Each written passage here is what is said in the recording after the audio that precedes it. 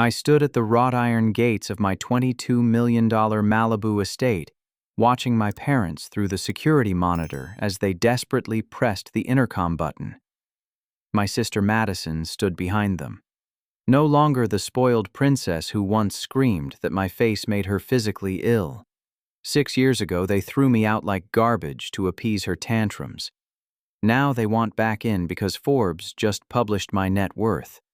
The irony tastes sweeter than the ocean breeze rolling across my infinity pool. 6 years ago, I was 22 and burning the candle at both ends. UCLA Business School demanded everything I had during the day, while my evening shift at the campus bookstore and weekend gig delivering pizzas kept me financially afloat. Sleep became a luxury I couldn't afford, but I pushed through because I believed my family supported my dreams. That belief shattered one September evening during what started as an ordinary family dinner. Mom had prepared her famous pot roast, filling our modest Pasadena home with the comforting aroma that usually made Sunday dinners feel warm and safe. Dad carved the meat with his usual precision, while Madison, my 18-year-old sister, picked at her mashed potatoes with uncharacteristic nervousness. I should have noticed the tension crackling in the air, but exhaustion had dulled my instincts. "I have something important to tell everyone," Madison announced, her voice trembling just enough to grab immediate attention. She possessed this remarkable ability to command a room with the slightest shift in tone, and that night she wielded it like a master conductor. The fork froze halfway to my mouth as Mom and Dad exchanged worried glances. Madison had graduated high school 3 months earlier and spent the summer floating between beach parties and shopping trips funded by our parents' increasingly strained budget. "I'm pregnant," she whispered, and those 2 words detonated like a grenade in our dining room. Dad's knife clattered against his plate while Mom gasped, her hand flying to cover her mouth.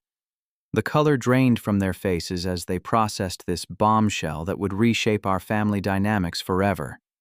"How far along?" Mom managed to ask, her voice barely above a whisper. 3 months.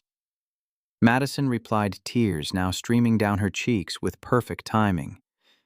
"I was scared to tell you because I know how disappointed you must be." What followed was a masterclass in emotional manipulation, though I didn't recognize it at the time. Madison transformed from the bearer of shocking news into a fragile victim, requiring immediate protection and endless support.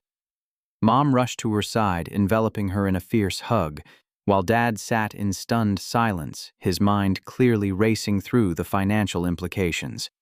Over the following weeks, our household revolved entirely around Madison's delicate condition.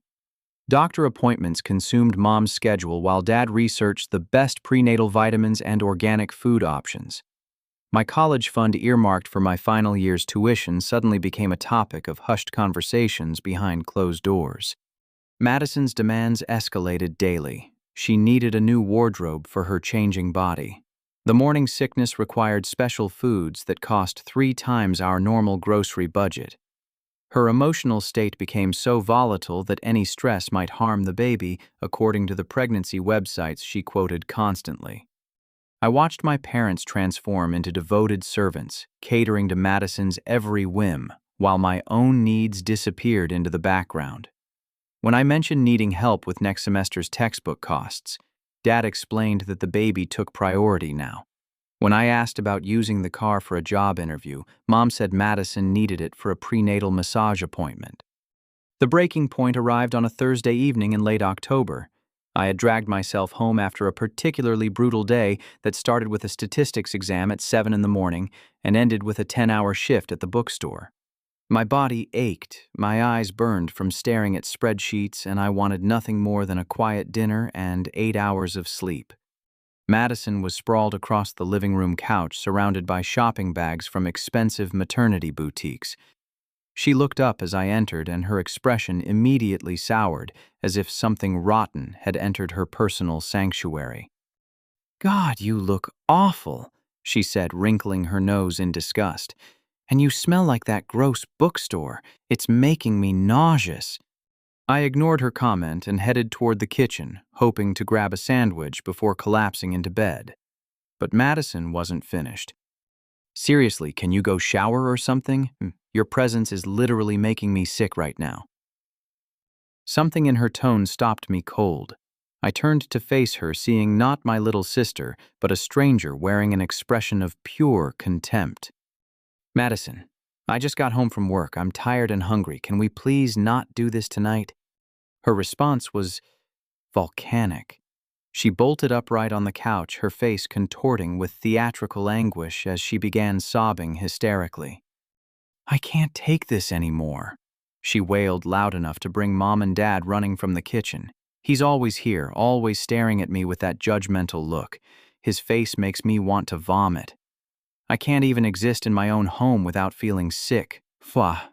Mom immediately rushed to Madison's side while Dad positioned himself between us, as if I posed some physical threat.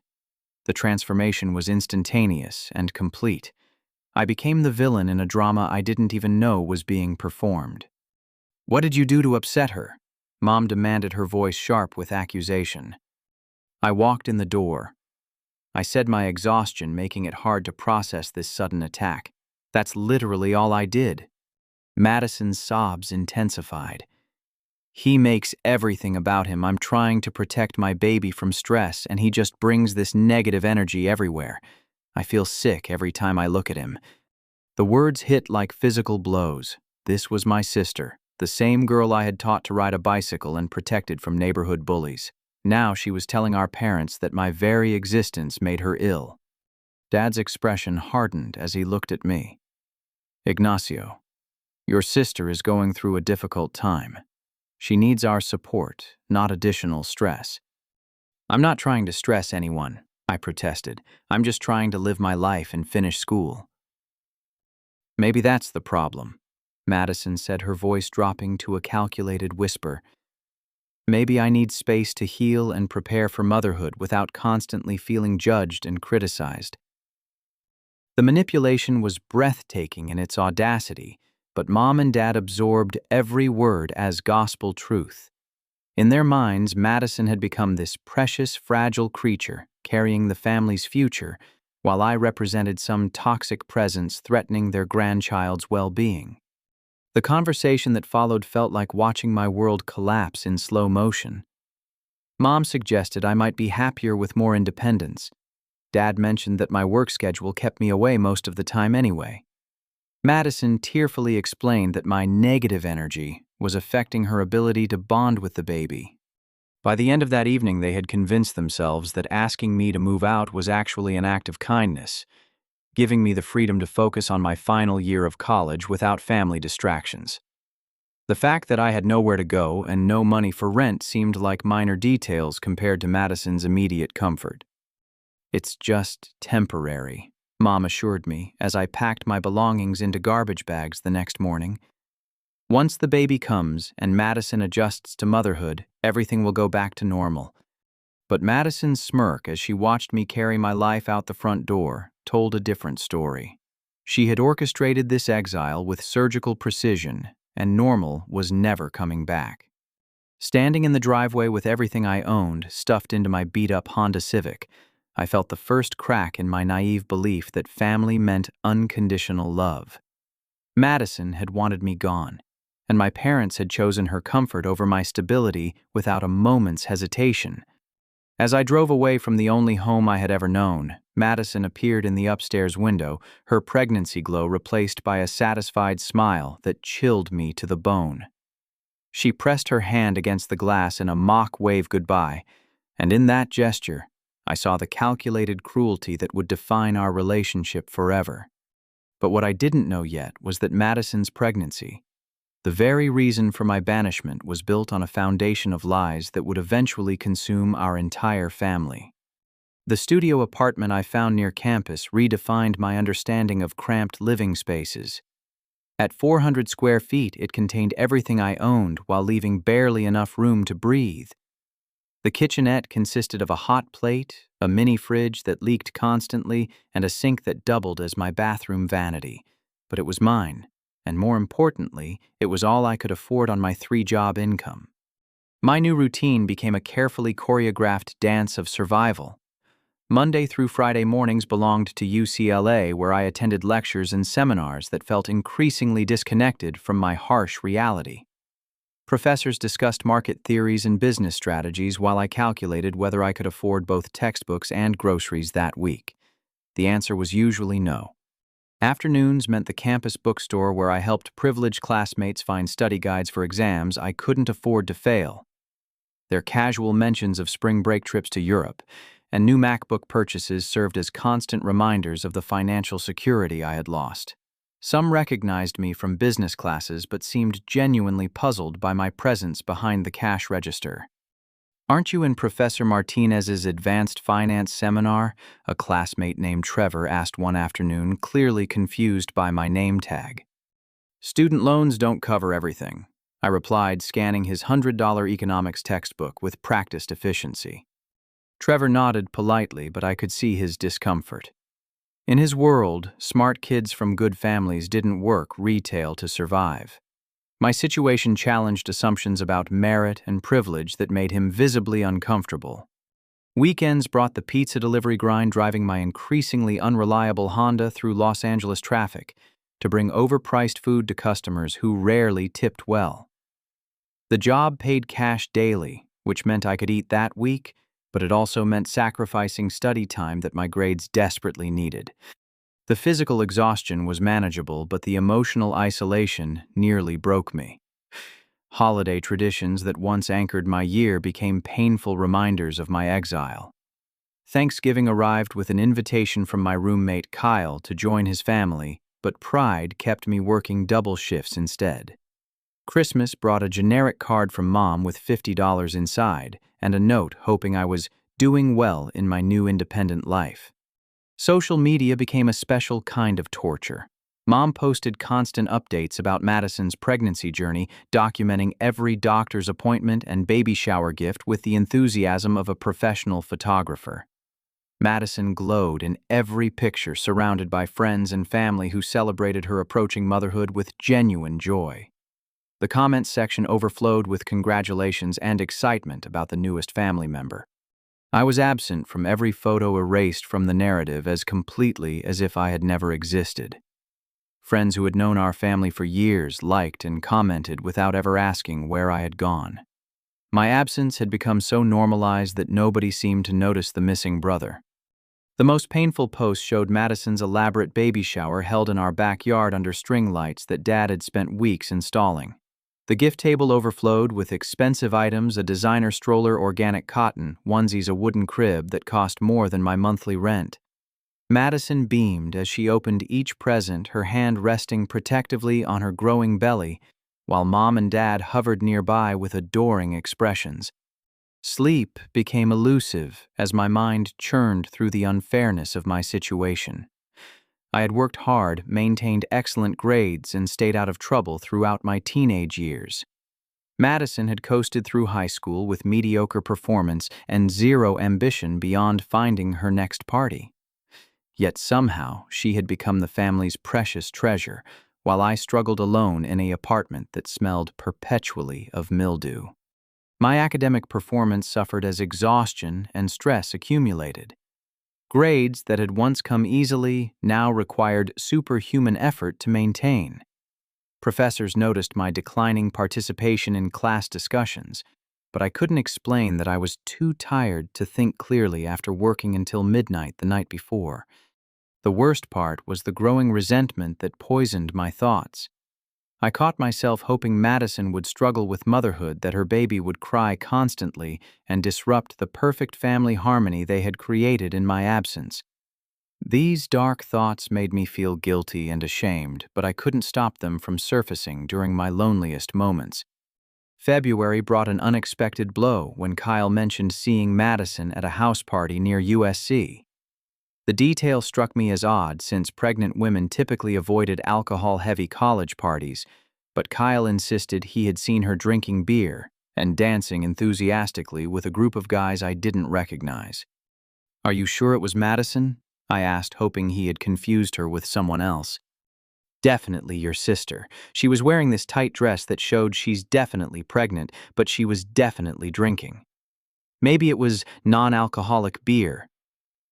The doubt Kyle's observation planted grew into full-blown suspicion over the following weeks. I began paying closer attention to Madison's social media posts, looking for inconsistencies in her pregnancy timeline. The math seemed off somehow, but pregnancy had never been my area of expertise. A chance encounter with Madison's former best friend Jessica provided the first crack in my sister's carefully constructed facade. I ran into her at a coffee shop near campus where she greeted me with genuine surprise. "Ignacio, I haven't seen you around the house lately. How are things with Madison's pregnancy?" Something in her tone suggested she knew more than she was saying. Jessica and Madison had been inseparable throughout high school, but their friendship had apparently cooled recently for reasons I didn't understand. "Everything seems to be going well," I replied carefully. "Mom posts updates constantly." Jessica's expression shifted subtly, and she glanced around as if ensuring we wouldn't be overheard. "Can I ask you something weird? Do the dates on Madison's pregnancy seem right to you?" My pulse quickened. "What do you mean?"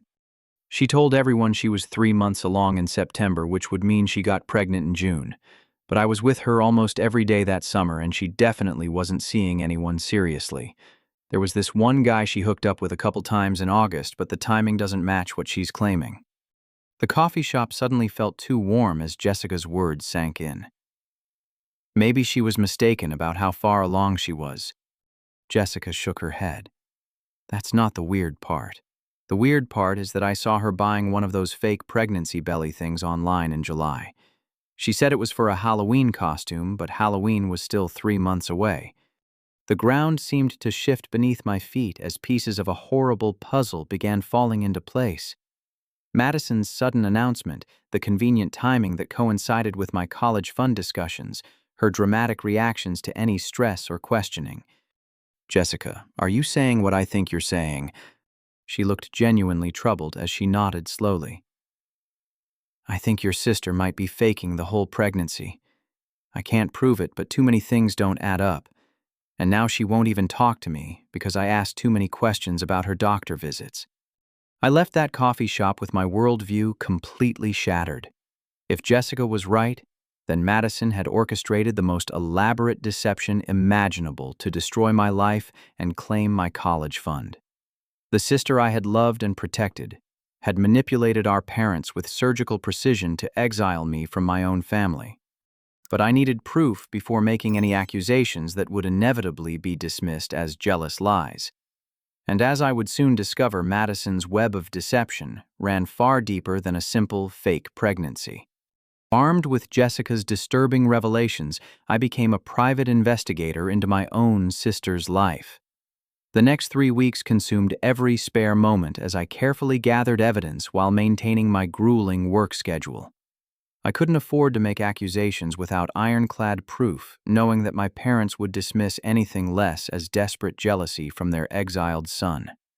The first breakthrough came through social media archaeology.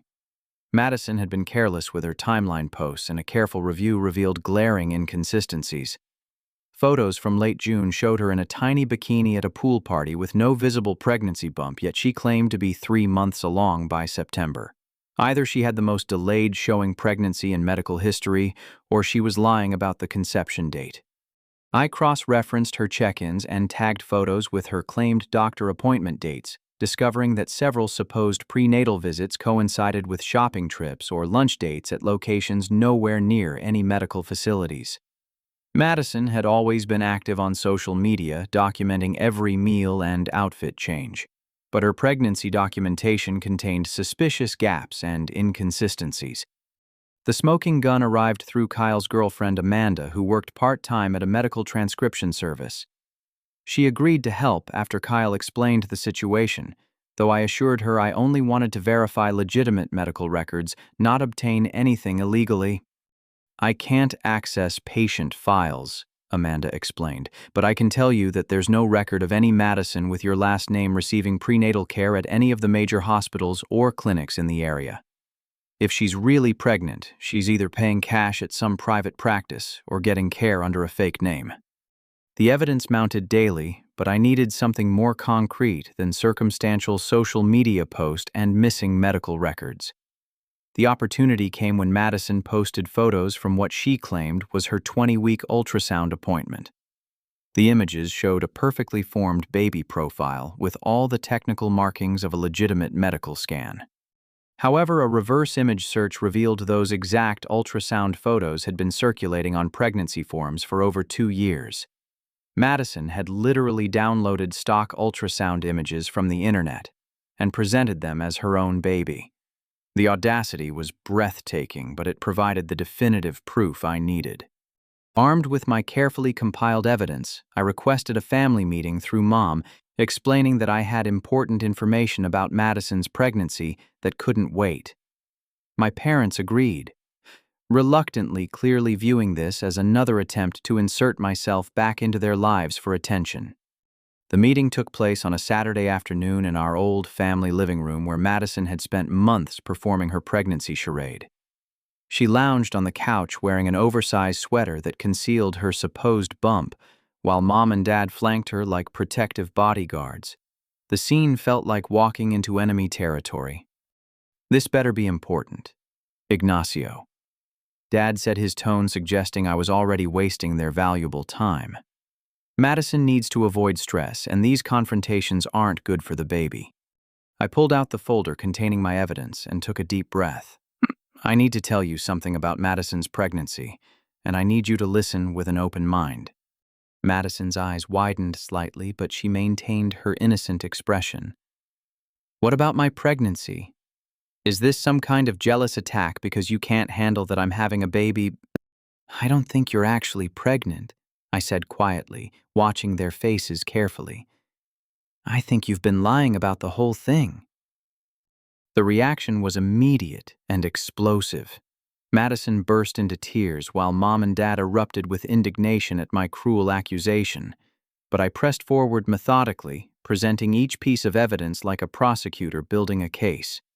I showed them the social media timeline inconsistencies, the missing medical records, the downloaded ultrasound photos, and Jessica's testimony about the fake pregnancy belly purchase. With each revelation, Madison's sobs grew louder, while my parents' expression shifted from anger to confusion to dawning horror. "These ultrasound photos are from the internet," I explained, showing them the reverse image search results. "This exact image has been used by dozens of women on pregnancy forums over the past 2 years." Dad examined the evidence with growing alarm while Mom stared at Madison with a mixture of disbelief and betrayal. The performance was crumbling under scrutiny, and Madison realized she needed a new strategy. "You're right," she whispered suddenly, her tears taking on a different quality. "I'm not pregnant anymore." The words hung in the air like a live grenade as Mom gasped and Dad dropped the printouts he'd been examining.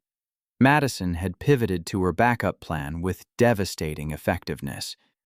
"I lost the baby 2 weeks ago," she continued, her voice breaking with what sounded like genuine grief. "I had a miscarriage, but I couldn't bring myself to tell you. I've been trying to figure out how to break the news without devastating you both." Mom immediately enveloped Madison in a fierce hug, while Dad's face crumpled with anguish. The room filled with grief for a grandchild that had never existed. And suddenly, I became the monster who had forced their daughter to relive her traumatic loss. But I had come too far to be derailed by this new manipulation. "Madison, you were never pregnant to begin with. The miscarriage story doesn't explain the fake ultrasound photos or the missing medical records from the beginning." Madison's response was a masterpiece of emotional manipulation. She claimed the stress of my accusations and harassment had caused the miscarriage, that my jealousy and resentment had literally killed her baby. She described vivid details of the physical trauma, the emotional devastation, and her desperate attempts to protect our parents from the horrible truth. "He's been stalking me, questioning my friends, trying to prove I was lying," she sobbed. "The stress of his attacks made me lose my baby. He killed my child with his jealousy." The accusation hit like a physical blow. Even if Madison had been truly pregnant, the idea that my investigation had caused a miscarriage was medically absurd.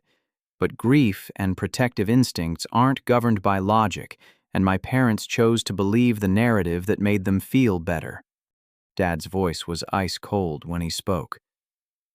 Even if you're right about the timeline, inconsistencies, look what your accusations have done.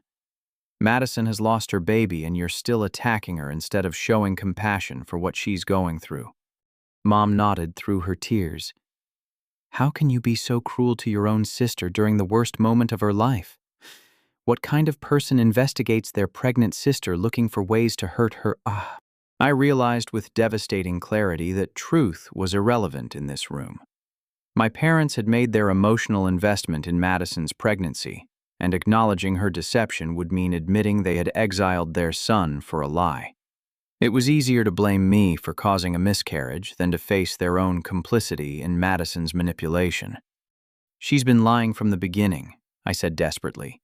There was no pregnancy, no baby, no miscarriage. She manipulated you into giving her my college fund and throwing me out of the house for a baby that never existed.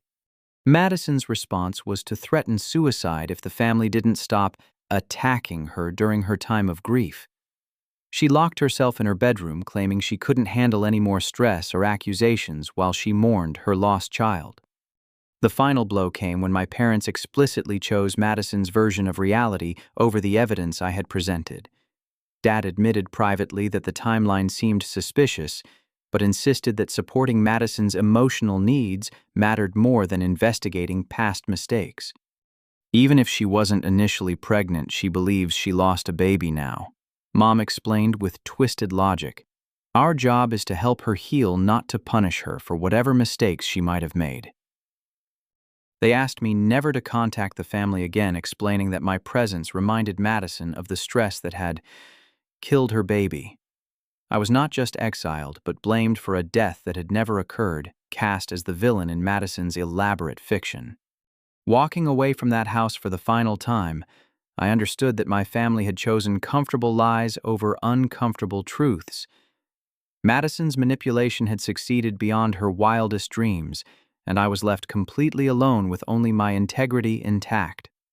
But integrity doesn't pay rent, and as I drove back to my cramped studio apartment, I made a promise to myself that would reshape the next 6 years of my life. Since they had chosen Madison's fiction over my reality, I would create a reality so undeniable that fiction could never compete with it again. The complete severance from my family devastating, as it felt initially unleashed something powerful within me that I hadn't known existed.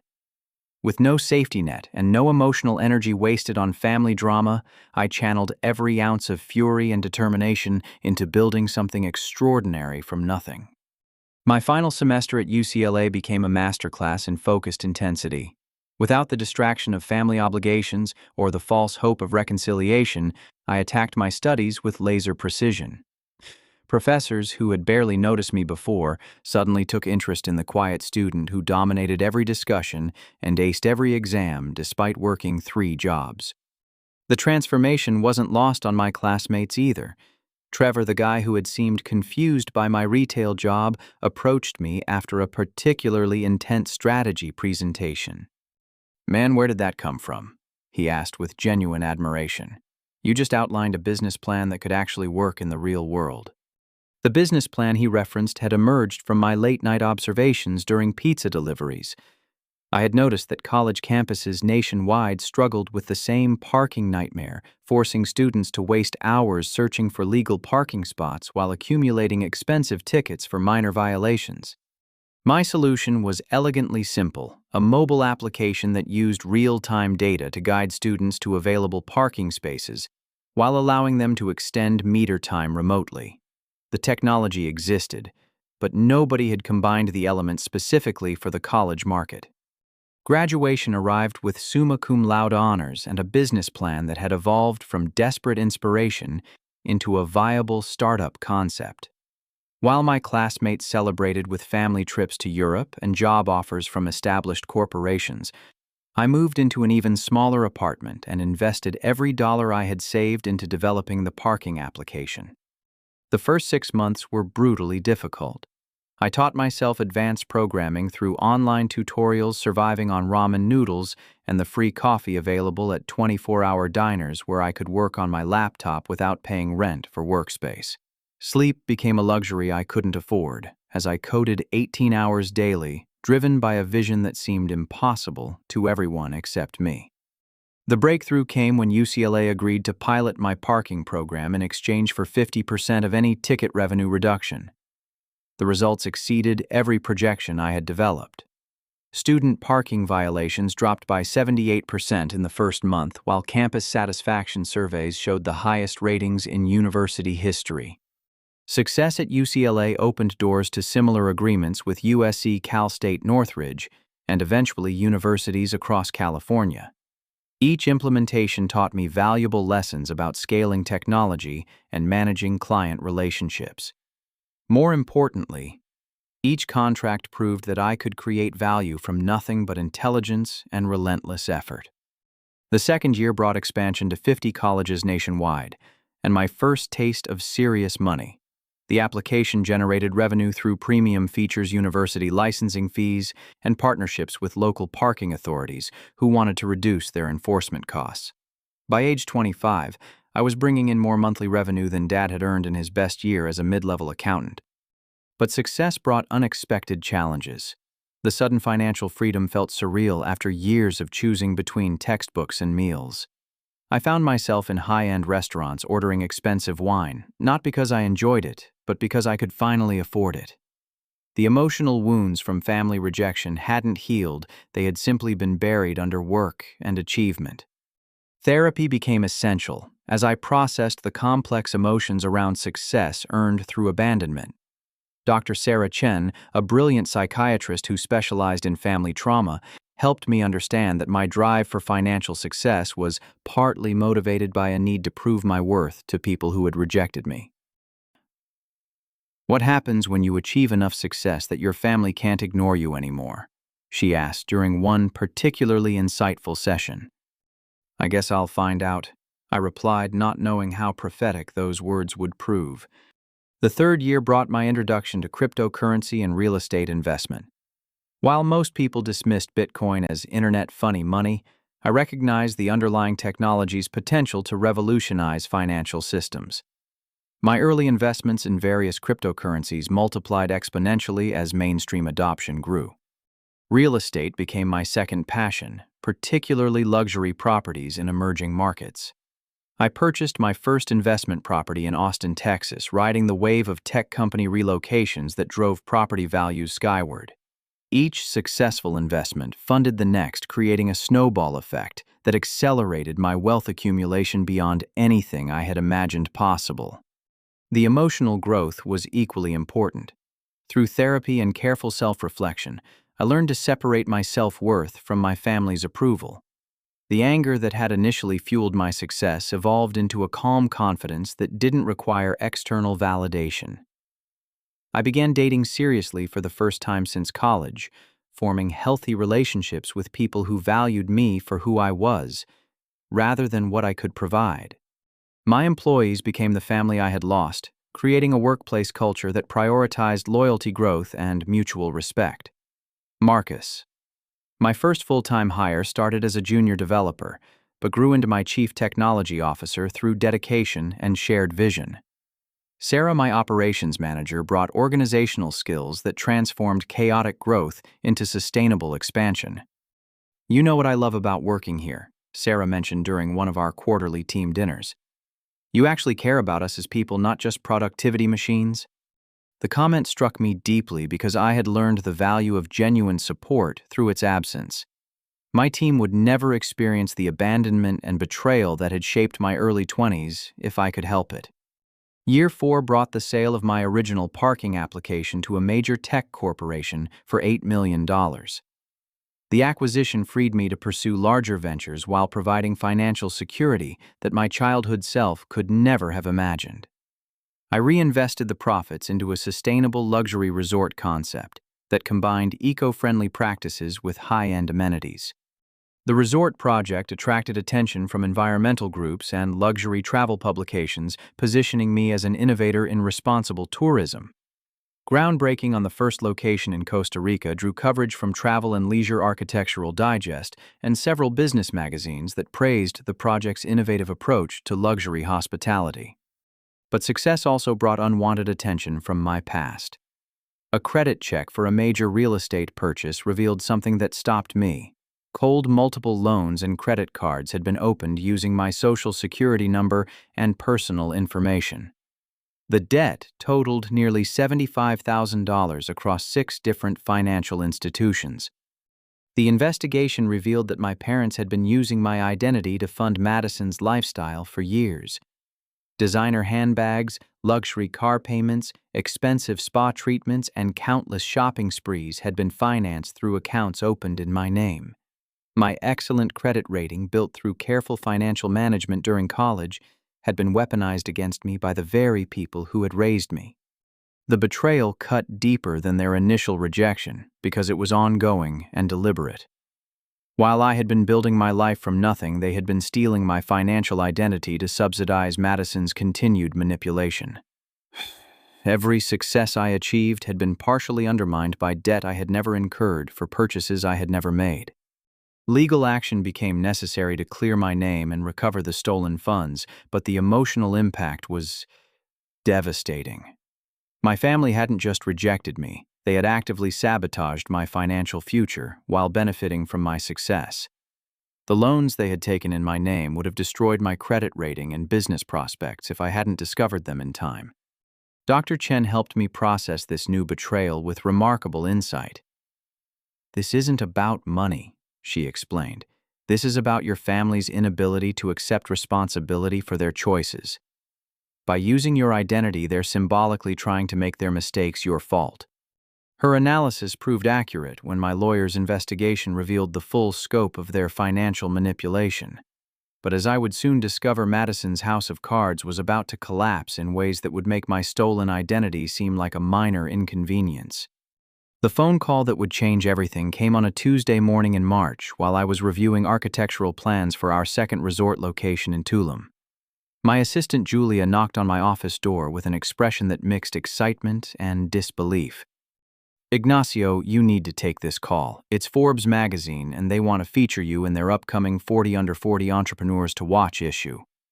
The Forbes journalist David Richardson had discovered my story through the sustainable luxury tourism industry buzz surrounding my resort projects. What began as a routine business profile evolved into something much larger when David realized the human interest angle of my journey from family rejection to multi-million-dollar success. "Your story has everything readers love," David explained during our initial interview. "Innovation, perseverance, and triumph over adversity. Plus, your sustainable luxury concept is exactly the kind of forward-thinking business model that represents the future of entrepreneurship." The interview process took 3 weeks and included extensive verification of my business claims, financial statements, and background information. Forbes had built their reputation on accuracy, and David left no detail unconfirmed. The scrutiny was intense but ultimately validating, as every aspect of my success story held up under professional investigation. The photo shoot took place at my Malibu estate, which I had purchased 6 months earlier as both a personal residence and a symbol of how far I had traveled from that cramped studio apartment near UCLA. The $22 million property sprawled across 12 acres of prime oceanfront real estate, featuring a main house with 8 bedrooms, a guest cottage tennis court, and an infinity pool that seemed to blend seamlessly with the Pacific Ocean horizon. David spent 2 days at the estate conducting follow-up interviews while photographers captured images that would accompany the article.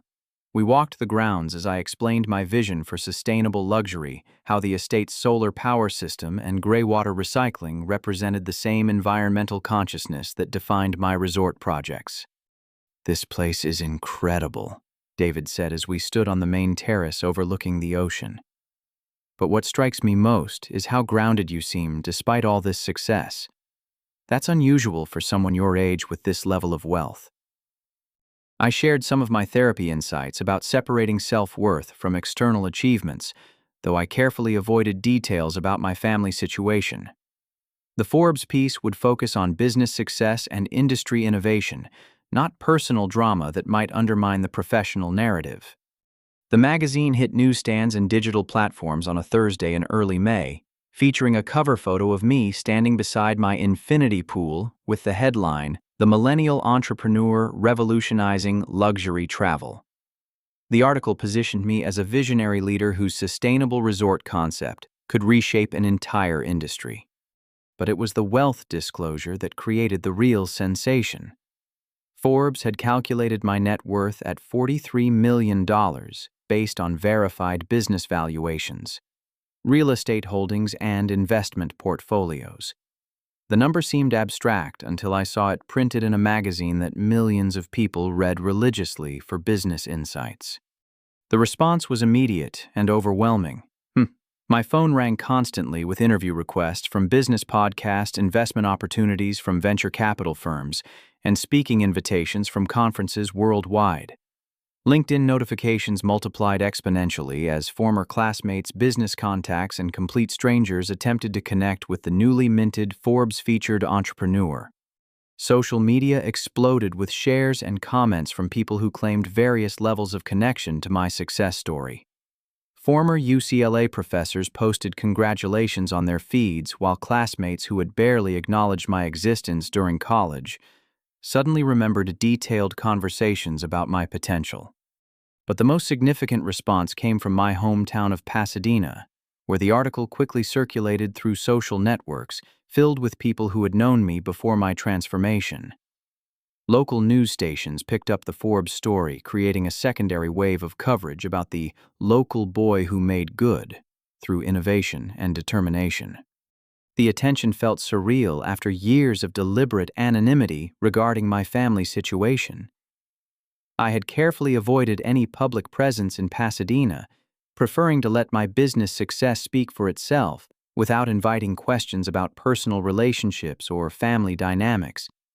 Within 48 hours of the article's publication, my security company reported unusual activity at the estate's front gate. The property's camera system had captured multiple vehicles driving slowly past the entrance, some stopping to photograph the gate and security features.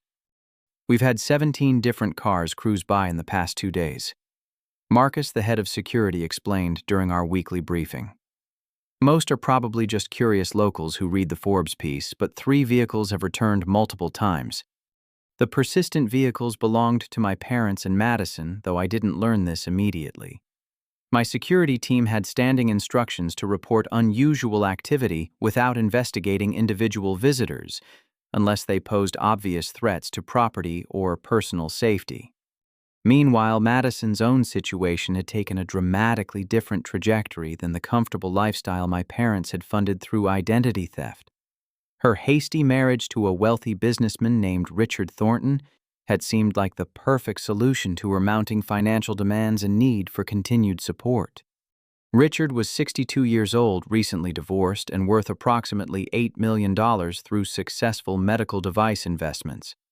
He had met Madison at an upscale Beverly Hills restaurant where she was dining with friends, apparently funded by another fraudulent credit card opened in my name. Madison's charm offensive had been swift and effective.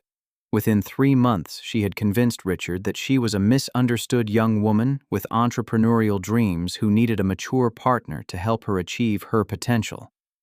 The wedding took place at his Bel Air mansion, featuring over 200 guests and costing more than most people earned in several years. But Madison's deceptive skills, so effective against her family, proved inadequate against a businessman who had built his fortune through careful analysis and due diligence. Richard began noticing discrepancies in Madison's stories within weeks of their honeymoon return from Monaco. Her supposed business plan for a luxury lifestyle blog contained plagiarized content from existing websites. Her claims about previous entrepreneurial experience couldn't be verified through any legitimate sources. Most damning, her spending habits suggested someone accustomed to unlimited financial support, rather than someone who had ever worked for money.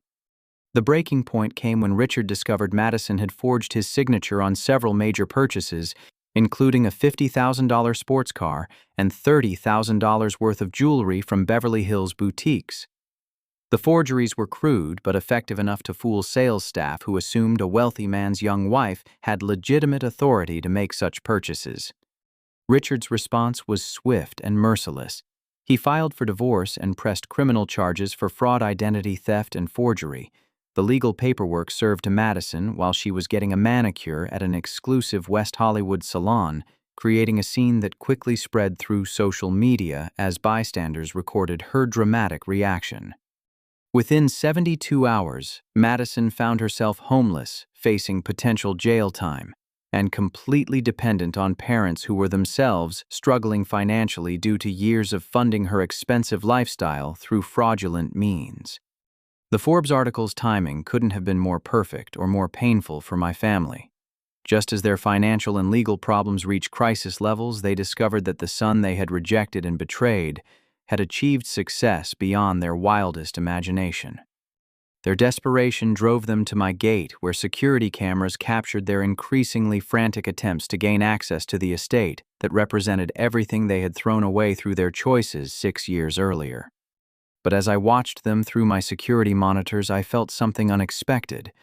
Not the satisfaction of revenge I had once fantasized about, but a profound sadness for people who had destroyed their own family through greed manipulation and willful blindness to the truth. The real test of who I had become was about to begin. The security footage from my estate's gate became a daily ritual I couldn't resist watching, even though each viewing brought a complex mixture of emotions I struggled to process. My parents and Madison appeared like clockwork every morning at 8 o'clock, dressed in their best clothes as if they were attending a job interview rather than begging for acknowledgement from the son they had discarded. Dad looked older than his 58 years, his hair now completely gray and his posture suggesting the weight of burdens that extended far beyond his physical frame.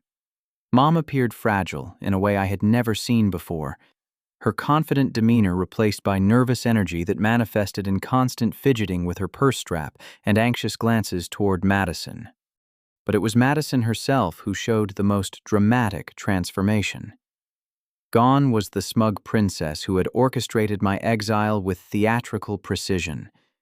The woman standing at my gate wore discount clothing and carried herself with the defeated posture of someone whose manipulative skills had finally encountered consequences she couldn't charm her way out of. Their morning visits followed a predictable pattern. Dad would press the intercom button and deliver carefully rehearsed speeches about family forgiveness and the desire to rebuild our relationships. Mom would add tearful pleas about how much they missed me and wanted to make amends for past mistakes. Madison usually remained silent, but her presence spoke volumes about the desperation that had driven her back to the family she had manipulated for years. I listened to these daily performances through my security system but never responded. Part of me enjoyed their obvious discomfort and the poetic justice of watching them experience rejection after years of inflicting it on me. But a larger part recognized that my silence was motivated by genuine uncertainty about how to process 6 years of anger, hurt, and betrayal. Dr. Chen helped me understand the complexity of my emotional response during our twice-weekly sessions. Revenge fantasies are normal after severe family trauma, she explained. But actually experiencing your family's desperation might not provide the satisfaction you expected. She was right.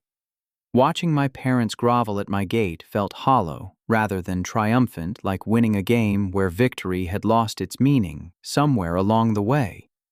The people begging for my attention bore little resemblance to the confident parents who had raised me, and their obvious desperation triggered unexpected feelings of protectiveness that I didn't want to acknowledge. The situation escalated dramatically on a Wednesday morning in late June when Dad didn't arrive for the usual 8 o'clock visit. Mom and Madison appeared alone, their anxiety levels visibly elevated as they repeatedly pressed the intercom button and gestured frantically toward the camera. "Please, Ignacio. If you're listening, we need your help." Mom's voice cracked through the speaker system. "Your father had a heart attack yesterday evening. He's in intensive care at Cedars-Sinai, and the doctors say the next 48 hours are critical." The words hit me like a physical blow, shattering the emotional distance I had carefully maintained throughout their visits. Whatever anger I harbored toward Dad, the thought of losing him permanently felt devastating in ways I hadn't anticipated. Madison's voice joined Mom's, and for the first time since my exile, she sounded genuinely vulnerable rather than manipulative. Ignacio, I know I don't deserve to ask for anything, but Dad keeps asking for you. The stress from everything that's happened, the financial problems, my legal troubles, it all contributed to his heart attack. Please don't let him die thinking you hate him. I found myself reaching for the intercom button before stopping abruptly. 6 years of therapy had taught me to question my immediate emotional responses, especially when they involved family members who had proven their willingness to manipulate my feelings for personal gain. But this felt different. Madison's tears appeared genuine rather than performative, and Mom's desperation carried the raw authenticity of someone facing the potential loss of her life partner. More importantly, my own reaction confirmed that beneath all the anger and resentment, I still loved my father despite everything he had done. I called the hospital directly rather than responding through the intercom, verifying that Dad was indeed in intensive care following a massive heart attack. The cardiac surgeon explained that severe stress had likely triggered the episode, and Dad's recovery would depend largely on his will to fight through the critical period ahead. Is he asking for anyone specifically? I inquired, keeping my voice professionally neutral. He keeps mentioning his son Ignacio, the doctor replied. Family support can be crucial during recovery from cardiac events this severe. The drive to Cedars-Sinai felt like traveling through a time machine each mile, taking me closer to a past I had worked years to overcome. The hospital's antiseptic smell triggered memories of childhood visits to see my grandfather during his final illness, when our family had been united by love and mutual support, rather than divided by lies and manipulation. I found Mom and Madison in the cardiac unit waiting room, both looking exhausted and genuinely frightened. Madison's reaction to seeing me was immediate and visceral. She broke down sobbing in a way that seemed too raw and uncontrolled to be another performance. Ignacio, I'm so sorry, she gasped between sobs. I destroyed everything. I destroyed our family with my lies and selfishness, and now Dad might die because of the stress I caused. Mom's embrace felt tentative, as if she wasn't sure whether I would accept or reject her physical affection. Thank you for coming, she whispered. I know we don't deserve your forgiveness, but your father needs to see you. The conversation with Dad's cardiologist revealed the full scope of the medical crisis. The heart attack had been severe, requiring emergency surgery to restore blood flow to blocked arteries. Dad's survival depended on his body's response to treatment over the next several days, but psychological factors would significantly influence his recovery trajectory. Patients who feel they have reasons to live generally show better outcomes, Dr. Martinez explained. Family reconciliation often provides powerful motivation during the most critical phase of recovery. Seeing Dad connected to monitors and breathing apparatus stripped away years of accumulated resentment in a single moment. This frail figure bore little resemblance to the man who had commanded respect through quiet strength during my childhood. Age, stress, and guilt had transformed him into someone who looked genuinely broken, rather than simply defeated. His eyes opened when I approached the bedside, and the relief in his expression was unmistakable. Ignacio, he whispered through the oxygen mask. I thought you might not come. I'm here, Dad, I replied, taking his hand and feeling how thin and cold it had become. Focus on getting better. We can talk about everything else later. But Dad seemed determined to address our estrangement immediately, as if he feared running out of time to make amends. I made terrible choices, he said, his voice barely audible. I let Madison manipulate us into abandoning you, and then I made everything worse by taking those loans in your name. I've been a coward and a failure as your father. The admission hit harder than any anger I had harbored because it represented genuine accountability rather than defensive justification. This wasn't the man who had chosen Madison's comfort over my stability, but someone who had finally recognized the full cost of his decisions. We can work through all of that when you're stronger, I said, surprised by my own capacity for compassion towards someone who had caused me so much pain. Madison's appearance in the doorway interrupted our conversation, and I saw her genuine shock at Dad's deteriorated condition. Whatever selfish motivations had driven her behavior over the years, the sight of her father fighting for his life seemed to crack through the narcissistic shell that had protected her from acknowledging the consequences of her actions. "Dad, I need you to know that everything that happened was my fault," she said, her voice breaking with what sounded like authentic remorse. "Ignacio tried to tell you the truth about my fake pregnancy, and instead of listening, we punished him for being honest. I manipulated all of you because I was selfish and immature, and now my lies have nearly killed you." The conversation that followed was unlike anything our family had experienced in years. Madison provided a complete confession about her deceptions, from the fabricated pregnancy to her manipulation of our parents' emotions to her criminal behavior during her marriage. Mom and Dad listened with growing horror as they realized the full scope of how thoroughly they had been deceived. But more importantly, each family member began acknowledging their own role in the dysfunction that had torn us apart. Dad admitted that his favoritism toward Madison had enabled her manipulative behavior from childhood. Mom recognized that her need to protect Madison had blinded her to obvious signs of deception. Madison accepted full responsibility for orchestrating the lies that had destroyed our family's trust and stability. The process was emotionally exhausting, but also profoundly healing, like lancing an infected wound that had been poisoning our relationships for years. For the first time since my exile, I felt like I was talking to real family members rather than actors playing roles in Madison's elaborate drama. But forgiveness and trust are different concepts, and while I felt genuine compassion for their obvious remorse, I also recognized that rebuilt relationships would require consistent actions over time, rather than emotional deathbed confessions. Dad's recovery became the focus that allowed us to begin healing without rushing into premature reconciliation that might collapse under the weight of unresolved issues. We spent the following weeks taking turns at his bedside, slowly rebuilding communication patterns that had been destroyed by years of manipulation and mutual resentment. The real test would come when Dad was released from the hospital and our family faced the challenge of rebuilding trust while addressing the practical consequences of their choices. Madison still faced criminal charges. My parents were buried in debt from funding her lifestyle, and I had to decide whether forgiveness meant accepting responsibility for problems I hadn't created. But for the first time in 6 years, those challenges felt manageable because we were finally working from a foundation of truth rather than lies. Dad's recovery took 3 months of careful monitoring, physical therapy, and gradual return to normal activities. During that period, our family learned to communicate with honesty that felt foreign after years of Madison's manipulation and our collective enabling of her behavior. The process was frequently uncomfortable but consistently productive as we rebuilt relationships on foundations of truth rather than convenient fiction. Madison's legal situation provided the catalyst for her genuine transformation. Facing potential jail time for fraud and forgery forced her to confront consequences that couldn't be charmed away or blamed on someone else. Her court-appointed attorney recommended a comprehensive rehabilitation program that addressed both her financial crimes and the psychological patterns that had driven her manipulative behavior.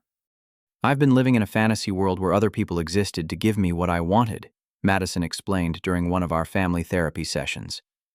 "I never learned to create value or earn anything through my own effort. Ignacio worked for everything he achieved while I stole and lied for everything I wanted." The therapy sessions were Dr. Chen's suggestion, and they proved invaluable in creating safe spaces for difficult conversations about family dynamics, personal accountability, and the boundaries necessary for healthy relationships. Madison's participation was initially court-mandated, but her engagement became genuinely committed as she began understanding the full impact of her choices on everyone around her. My parents' financial recovery required more direct intervention.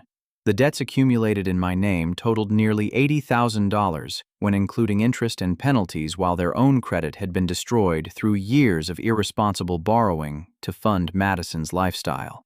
They faced foreclosure on the family home and had depleted their retirement savings to cover legal fees for Madison's defense. After extensive consultation with my financial advisors and Dr. Chen, I decided to establish a structured support system that helped without enabling future dysfunction. I paid off all debts associated with my stolen identity and created a trust fund that covered my parents' basic living expenses while requiring them to participate in ongoing financial counseling. The trust included specific conditions designed to prevent future manipulation while encouraging genuine independence. Mom and Dad received enough monthly income to maintain modest but comfortable lifestyles, but access to additional funds required approval from independent trustees who evaluated requests based on legitimate need rather than emotional manipulation.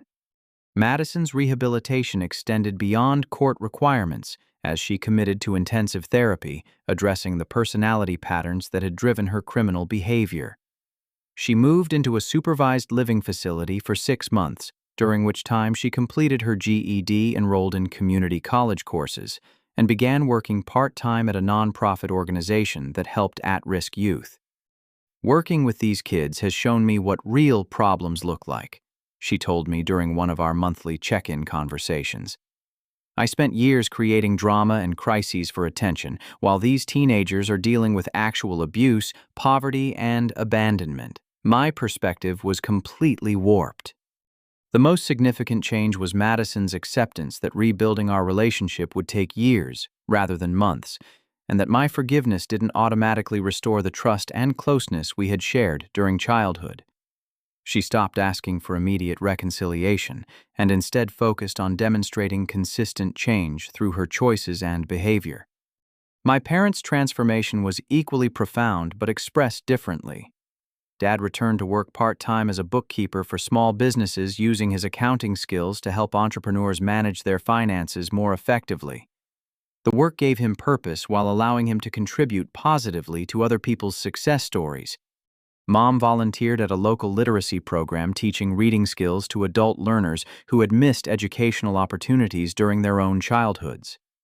The work connected her with people whose struggles provided perspective on her own challenges while giving her meaningful ways to contribute to her community. 1 year after Dad's heart attack, we shared our first family dinner at my estate since my exile 6 years earlier. The evening felt simultaneously familiar and completely different, as if we were meeting as adults for the first time, rather than trying to recreate childhood dynamics that had never been healthy. Madison brought her 6-month sobriety chip and news that she had been accepted to a 4-year university program in social work, funded through scholarships she had earned through academic achievement and community service. Her transformation from manipulative princess to responsible adult wasn't complete, but her progress was genuine and sustainable. Mom and Dad shared updates about their volunteer work and their continued participation in financial counseling that had helped them develop healthy money management skills for the first time in their adult lives. They expressed gratitude for my support while acknowledging that rebuilding trust would require consistent effort over time. "I want you to know that we understand why you stayed away for so long," Dad said as we stood on the terrace overlooking the ocean. "We created a toxic environment where truth was punished and manipulation was rewarded. You had to protect yourself by leaving, and you had every right to stay away until we proved we had changed." The conversation marked a turning point in our relationships because it represented acknowledgement of my perspective rather than attempts to minimize the impact of their choices. They had finally understood that forgiveness doesn't erase consequences, and that rebuilt relationships require ongoing effort from everyone involved. 2 years later, our family had settled into new patterns that respected both our shared history and the individual growth each of us had achieved. Madison completed her undergraduate degree with honors and began working as a counselor for teenagers dealing with addiction and family dysfunction. Her personal experience with manipulation and consequence provided unique insight that helped her connect with clients who face similar challenges. My parents celebrated their 40th wedding anniversary with a small party that included friends who had supported them through their difficult period of growth and change. Their relationship had actually strengthened through the crisis because they had learned to communicate honestly and support each other's individual development, rather than enabling destructive patterns. My own life expanded beyond business success to include meaningful relationships and community involvement. I married Sarah, a brilliant environmental lawyer who shared my passion for sustainable development and social responsibility. Our wedding took place at the estate with my family in attendance, marking a complete transformation from the isolation I had experienced during my exile. The sustainable luxury resort chain grew to 12 locations across 3 continents, providing employment for over 2,000 people, while setting new standards for environmentally responsible tourism. The business success felt more meaningful because it created positive impact beyond personal wealth accumulation. But the most important change was the scholarship program I established for young adults who had been abandoned or rejected by their families. The foundation provided not just financial support for education, but also mentoring and emotional support from people who had overcome similar challenges. "Your story gives them hope," explained Maria, the foundation's director, during one of our quarterly board meetings.